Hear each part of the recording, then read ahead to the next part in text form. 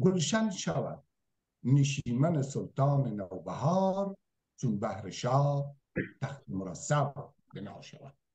اکنون نوبت میرسد به جناب استاد شبگیر پولادیان گرامی، شاعر و نویسنده، که شعر یا مقاله دارن خدمت دوستان و خوانش بگیرن. استاد گرامی بفرمایید.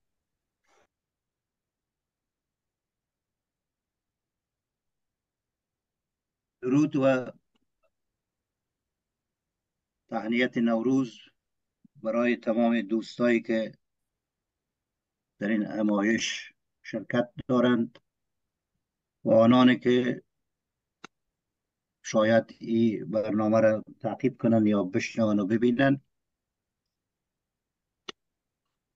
و قبل از همه نوروز باستانی را، حلول سال نو خورشیدی را برای تمام خورشید دوستان و خورشید پرستان تهنیت میگم و شادباش میگم و امیدوارم که نوروز خوش را پیش رو داشته باشیم. نوروز تو ای یار دل افروز خجسته، هر روز تو چون چهره نوروز خجسته. ماهی تو فروزنده چو خورشید بهاری، سالی تو همه خرم و پیروز خجسته. و سپاسگزارم از قانون دوستداران فرهنگ تاجیک که نمایش به مناسبت این روز بزرگ برگزار کردند و وسیله ملاقات و گفتگوی ما و شما را به این مناسبت فراهم کردند. ما دیگه وقت شما را نمیگیرم. متاسفانه باید عرض کنم که ما هم امروز در یک محفل نوروزی یک ساعت بعدتر خبر هستیم و شاید شما را به زودی ترک کنم، ولی کوشش میکنم که تعقیب کنم و از این خاطر سپاسگزارم که برای بنده وقت دادن که سخنهای خود عرض کنم. و همچنان که دوست بزرگوار ما از تاجیکستان، همتبار با درد ما، جناب بزرگمیر بهادر عرض کردن و سخنهای بسیار خوب زدن. دردهایی که ما و شما داریم، دردهایی که در قبال نوروز با ما همراه است، یک دنیا است و تاریخ گسترده و پیشینه ما و پرماجرای ما داستانها و حکایتها داریم که اگر سالها و روزها صحبت کنیم تمام نمیشه. صدها شاهنامه باید که ما بدانیم امروز این رنجها و این دردها و این آرزوها را به اصطلاح بیان کنیم و به زبان بیاریم. و همون خاطر ما کاملا سخنان بسیار با ارزنده و با درد دوست محترم تایید میکنیم و ما باید گامهای استوار به سوی خودشناسی، به سوی اتحاد، به سوی همدلی بگذاریم، گپهای کوچک کنار بگذاریم. امی دوست ما جناب جنرال صاحب خب شاید مستحق باشن یا به هر ترتیب باید ما احترام هر یکی از تاجیکای خود، از هر یک فریخته های خود داشته باشیم به هر شکلی.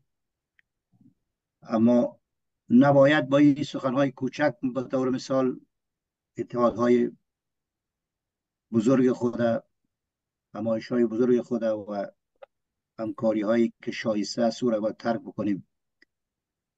و این یک چیز بسیار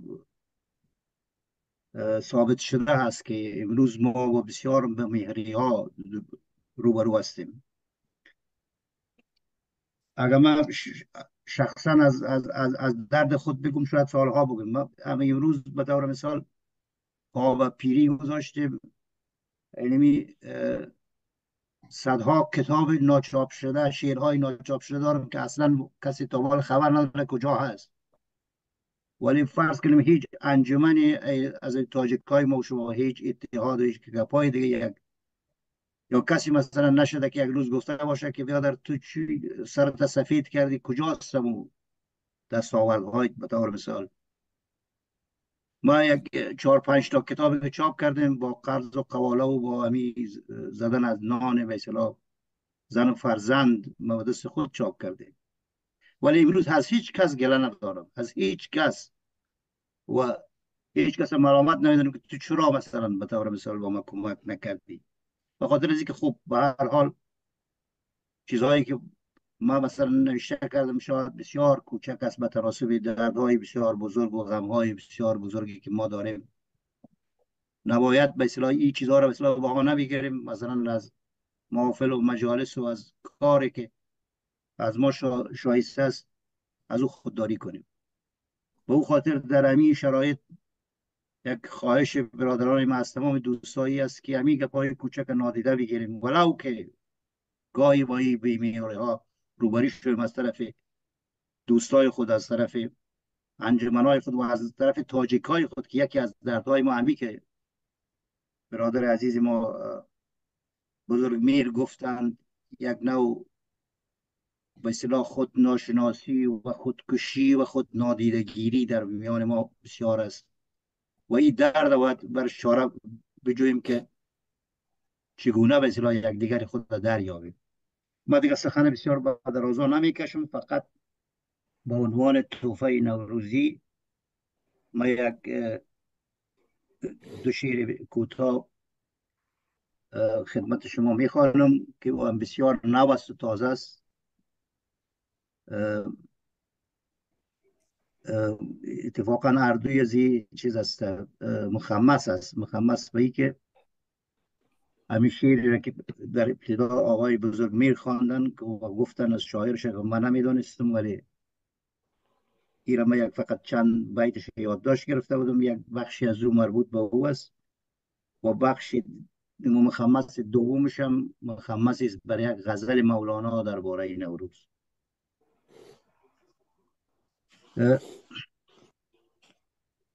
ای آن که به آیین عجم خورده گرفتی، باعث شد که من یک مخمس کوتاه در این باره نوشته کنم. نوروز دل ماست، تمام سخن ماست. نوروز دل ماست، تمام سخن ماست. ما زنده برانیم چو جان در بدن ماست. ای آن که به آیین عجم خورده گرفتی، نوروز همان پاسخ دندان شکن ماست. آیین کهنسال دیار کهن ماست. با بانگ دل شاد سر بام برآییم، با بانگ دل شاد سر بام برآییم. گل بر کف و گل بر سر و گلفام برآییم. با چنگ و نی و دف و سرود و ترانه، گلپوش و گلندود و گلندام برآییم. فرزند بهاری، بهاران وطن ماست. فرزند بهاری، بهاران وطن ما. امروز بهار است، بهاران گل نوروز. آن یار که باز آمده یاران گل نوروز. گلباده آمیخته از جنس گل سرخ، گلباده آمیخته از جنس گل سرخ. باد افره تان باد گساران گل نوروز. آن جام میاری که می جان و تن ما. و مخمس دوم که بر یک غزل مولانا البته یک چند بیت مانده. شاید او را شما خوانده باشین، غزلی که نوروز بمانید که ایام شمایید. گل پیرهن و گل رخ و گل فام شمایید، جشن گل سیب و گل بادام شمایید. نوروز رسیده است و به هنگام شمایید، نوروز بمانید که ایام شمایید. آغاز شمایید، سرانجام شمایید.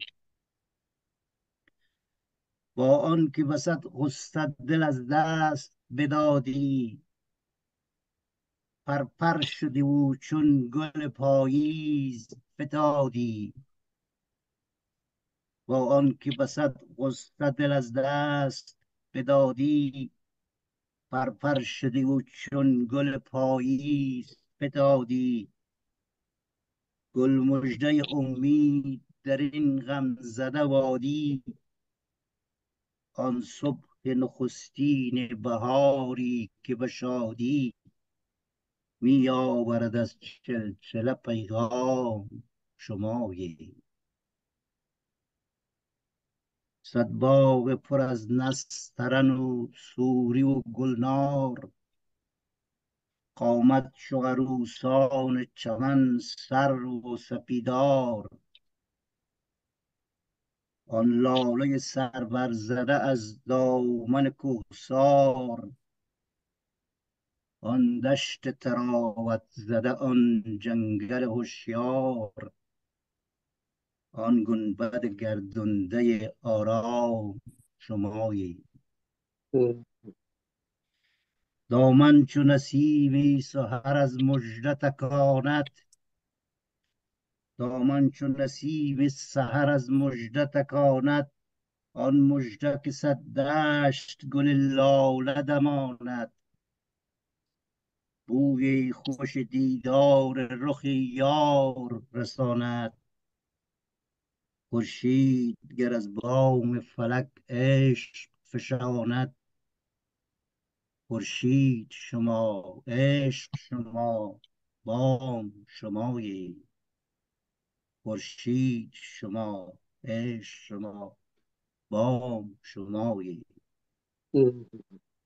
آن باد بهاری که پر از نور و صفا بود، چون جلوه دیدار همم مهر و وفا بود. ایام بدین شوکت و اقبال کجا بود، نوروز کهنسال کجا غیر شما بود. اسطوره جمشید و جم و جام شمایید. از نقش قدم‌های شما کوچه گل افشان، از نقش قدم‌های شما کوچه گل افشان. کوهسار پر از سبزه و گل لاله و دامان، کوهسار پر از سبزه و گل لاله و دامان. گلشن شده از مهر شما مشعل باران، عشق از نفسی گرم شما تازه کند جان. افسانه بهرام و گلندام شمایید. آیینه ز دیدار شمایند، آیینه ز دیدار شمایند مبارک. ره کوچه ز رفتار شمایند مبارک. مهرایه ز گفتار شمایند مبارک. ایام ز دیدار شمایند مبارک. ایام ز دیدار شمایند مبارک. نوروز بمانید که ایام شمایید. نوروز بمانید که ایام شمایید. تشکر. بارک الله. سپاس بیکرام از استاد سخن جناب شبگیر پولادیان گرامی.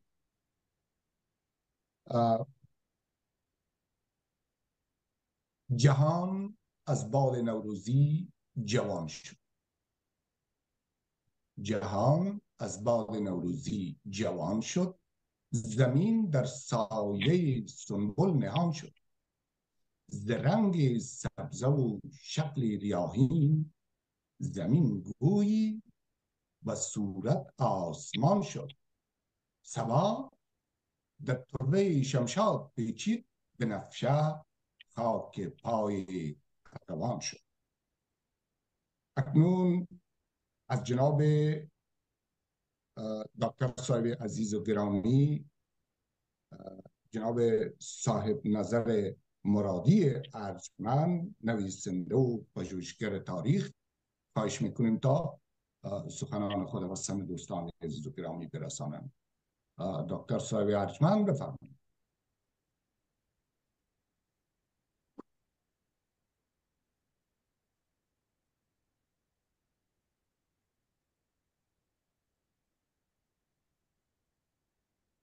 مرادی صاحب مایکشان خاموش است. میکروفونتان خاموش است دکتر.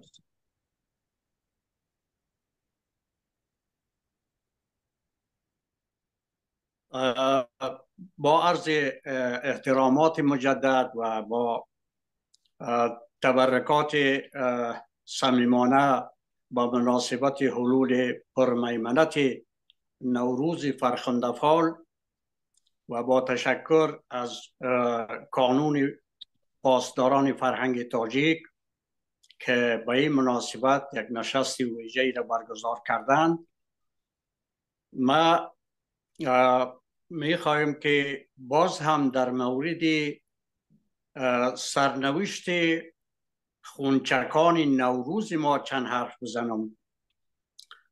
البته نوروزی که بسیار تاریخ طولانی و پرشکوه و پرمجدی داره و این همزاد آدم و همزاد کیومرث نخستین آدم بوده، از سراپرده اسطوره های آریایی تا دوره تاریخی خراسان بزرگ با پیامه های دوران کهن و مردمان باستانی سرزمین ما همه ساله به سوی ما گام میگذارد. نمیشد از این تاریخ بسیار پردامنه و طولانی در این فرصتهای کوتاه بحث کرد، جز آنکه باید آنها را در کتابی نوشت. نوروز با مفهوم زمانی خود با خروج از بند زمهریر زمستان و اعلام فصل اعتدال بهاری، برابری شب و روز، یکی از مسائل پیچیده شبه فیزیکی، ریاضی، فلسفی، نجومی در طبیعت گردیده که نسبیت این تغییرات از یک طرف و متنگراهی و ظاهرپرستی گروهی از منسوبان به نهادهای دینی از سوی دیگر بر پیچیدگی نوروز افزوده است. نوروز در تاریخ آریایی و خراسانی هیچ وقت به اندازه چند دهه اخیر قرن 14 و روزگاری که ما در او زندگی میکنیم در عصر حاکمیت دوباره طالبان و دموکراتان نامنهاد غربی کرزی و احمدزی به این اندازه مورد زدایش و ستیزه قرار نگرفته که نشان میده که یک برنامه نوروز زدایی، یک برنامه فرهنگ زدایی قوی در برابر تاریخ و فرهنگ ما و سنتهای دیرین سال مردم ما عمل میکنه.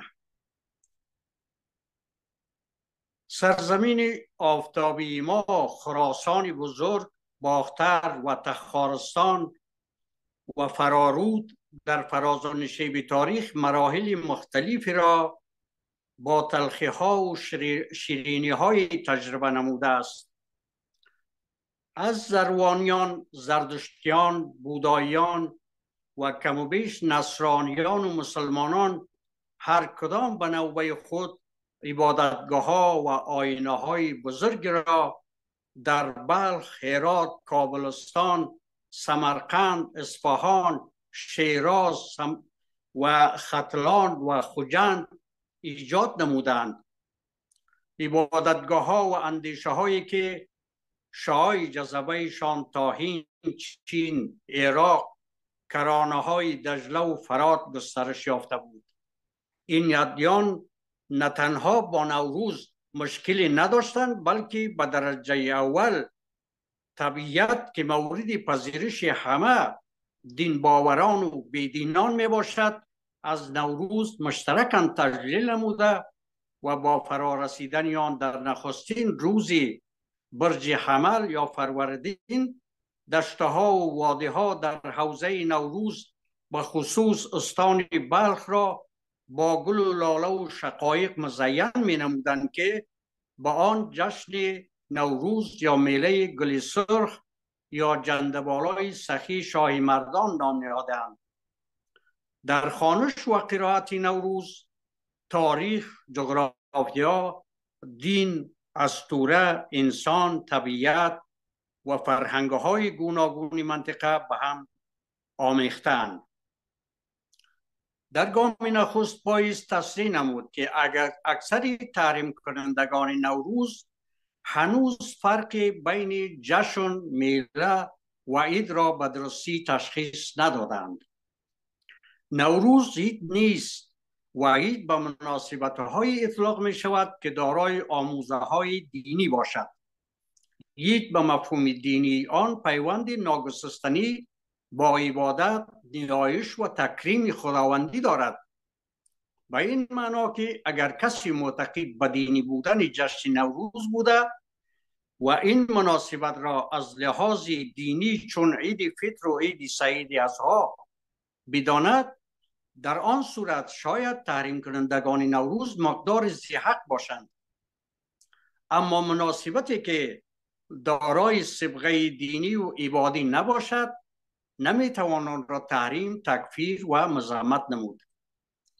اگر چنین باشد پس باید مناسبت‌های زیادی در زندگی روزمره ما ملغا شوند که هیچ مرجعی با مسئولیت دینی به جز دستگاه تحریماتی طالبان در مورد نوروز چنین احکامی من درآوردی را و بدون مؤاخذه و منبع دینی را نگفته است.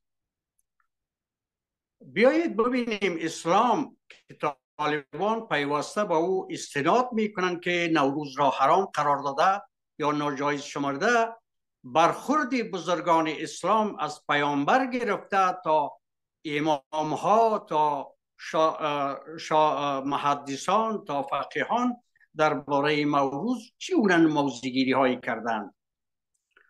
پیامبر اسلام پیش از بعثت خویش در جشن سوق یوکاز اشتراک نمود. سوق یوکاز چیزی شبیه نوروز بود و نوروز هم در روزگار پیغمبر اسلام در مدینه منوره تجلیل می شد و پس از بعثت هم حضرت محمد در مورد صحنه های از آن که ماهیت دینی نداشت و پیش از اسلام برگزار می شد با دیده مثبت می نگریست، همون طوری که در مبحث نوروز و سوق اوکاز دیده می شود. اکثر مناسبت های فرهنگی یک ملت را غیر مشروع اعلام کنیم، این به معنای کشتن هویت یکتبار و گروه اجتماعی است که اسلام آن را ناجایز و مردود شمرده است. امروز جامعه اسلامی را پدیده های خرافی که اصالت دینی ندارند، حتی به نهاد نهی عن المنکر مبدل شدند، چون موریانه می شگافد و اهل فقه هیچگاه در جهت اصلاح آنها احکام شرعی صادر نکردند. اسراف و ولخرچی در مورد مرده‌داری و بذل و خرچه های تشریفاتی و نمایشی در مسائل غم و شادی جوامع اسلامی، مسئله چند زن گرفتن خارج از حدود اصلهای شرعی و اخلاقی و بچه‌بازی و امثال که همچون رسم شنی در مراسم های عروسی دیده می شود که در هیچ نوروزی چنین رسم های مزخرف دیده نشدند. اما مراجع امر بالمعروف طالبان و متحجرین پیوسته در جهت تحریم نوروز فرمان صادر می کنند. در مورد ناجایز بودن نوروز در قرآن کریم و حدیث نبوی هیچ حکم صریحی وجود ندارد.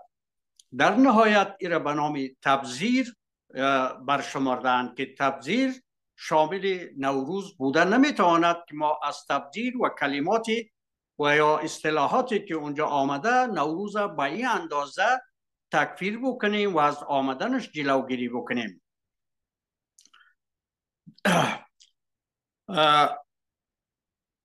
یک خدمت شما باید بگویم که میله گل سرخ یا جشن عنعنوی و باستانی نوروز در سرزمین اجدادی ما از صده‌های پیش با تشبث مردم مسلمان ما حتی رنگ و بوی اسلامی به خود گرفته بود. نخستین سنت‌های نوروزی در عهد اسلام بر رسم خان یعنی هفت‌سینی که در اسلام در آغاز معمول شده بود و هفت‌سین در گام نخست بر 7 پیغمبر اولوالعزم و بر حق الهی خوانده می شد. قرآن کریم که از ایشان یاد کرده مثل سلام علی نوح فی العالمین، سلام قول من رب العالمین، سلام علی ابراهیم، سلام علی موسی و عیسی و هارون، سلام علی یاسین، سلام علیکم طبتم فادخلوها خالدین، سلام حی حتی مطلع الفجر. اینجا بر 7 پیغمبر اولوالعزم 7 سین سلام صادر شده که ایره یک مقدار صبغه عقیدتی بودن برش. آراستن خانه 7 نزد غالب مردم مسلمان خراسان و آسیای میانه در دوره اسلامی تبرکاً تکرار 7 آیه قرآن کریم نیز بود که با حرف سین آغاز می شوند. مثلا سبحان الذی اسری بیده لیلا من المسجد الحرام الی المسجد الاقصی بارکنا حوله. آیه اسرا سوره عبده. سیقول السفهاء من الناس ما ولاهم عن قبلتی کانوا علیها. آیه 143 سوره بقره. سبحانه هو الغنی له ما فی السماوات و ما فی الارض. آیه 68 سوره یونس. سبحان رب السماوات والارض رب العرش عما یصفون. آیه 82 سوره 43. سبحان الله ما فی السماوات والارض و هو العزیز الحکیم. آیه 1 سوره الحدید 57. سمعهم فی وجوههم من اثر السجود. آیه 29 سین الفتح 48. سنجزی الذی یصدفون من آیاتنا سوء العذاب. آیه 157 سوره الشش. دسترخوان آریایی به قصد تبجیل از آیات کلام ربانی در شب نوروز در مسلمانان در شب سال نو با تسکین روحی و روانی آنها هدف نخست بود که به اراده و آرزوی 7 سین یعنی 7 سوره قرآن کریم که با حروف سین آغاز می شوند تکرارا خوانده می شدند و آن را مصدر خیر در کارهای سال جدید و رویدادهای زندگیشان با فال نیک می گرفتند. اما این خوانش‌ها فقط می توانست در مقدمه 7 سین نوروزی ابراز شود و از تعالیم ویژه نوروزی نبودند. در واقع با این می خواستند جشن نوروز را که عید مجوس می پنداشتند و جشن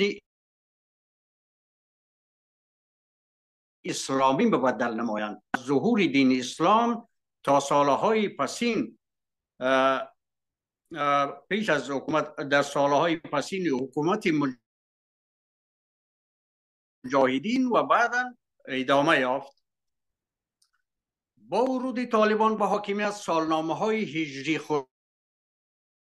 خورشیدی را که مبنای حرکت به دور خورشید اساس یافته بود، تحولات طبیعت همراه بودند،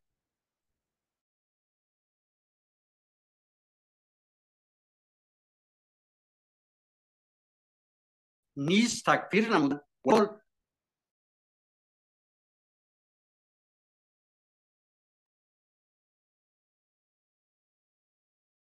اینترنت ما خراب است یا صدای دکتر صاحب شنیده نمیشه؟ صدای دکتر صاحب شنیده نمیشه، قطع انقطاع داره. حتی تندیس‌های چهی در کابل فرهنگی خراسانیان تاجیکان بودند.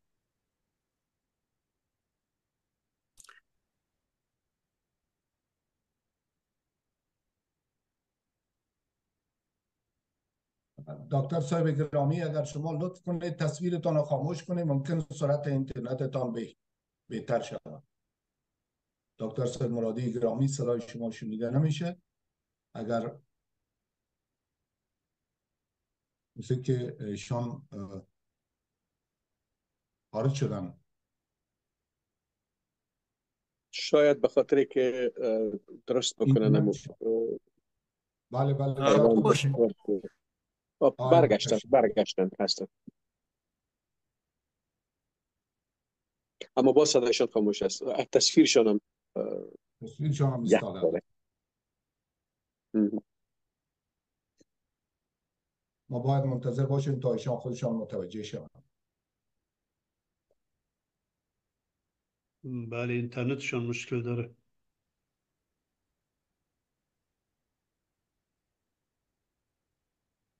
جناب احمدی گرامی، اگر ممکنه لطفاً به ایشان بنویسید.